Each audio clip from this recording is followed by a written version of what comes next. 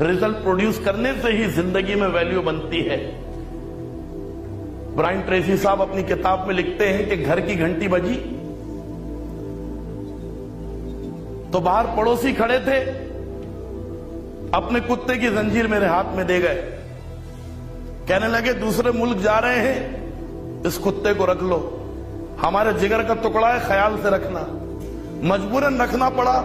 और Brian Tracy कहते हैं उस कुत्ते से मुझे और भी नफरत हो गई जब सारा दिन सोता रहता था और सिर्फ खाने के टाइम पे भौंकता था।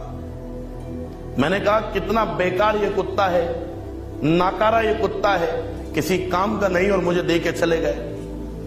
कहते हैं कि उसको टहलाने के लिए बाहर निकला तो एक जीप ने ब्रेक लगाया और दो लड़के कूद के बाहर आए और बोले ये नायाब कुत्ता आपको कहां से मिला। मैंने उनके हाथ में जंजीर पकड़ा दी और बोला आप रख लो। पूछा कितने का दोगे, मैंने कहा मुफ्त में ले जाओ, और वो फटाफट उसको जीप में डाल के ले गए।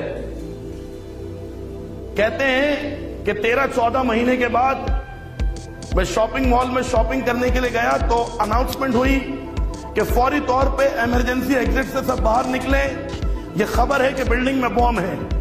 हम नीचे की तरफ दौड़ रहे थे तो बॉम्ब डिस्पोजल स्क्वाड वाले उसी कुत्ते को लेते हुए आ रहे थे। मैं पहचान गया मेरा ही है, और शायद मुझे भी वो देखकर पहचान गया कि मेरा ही मालिक है।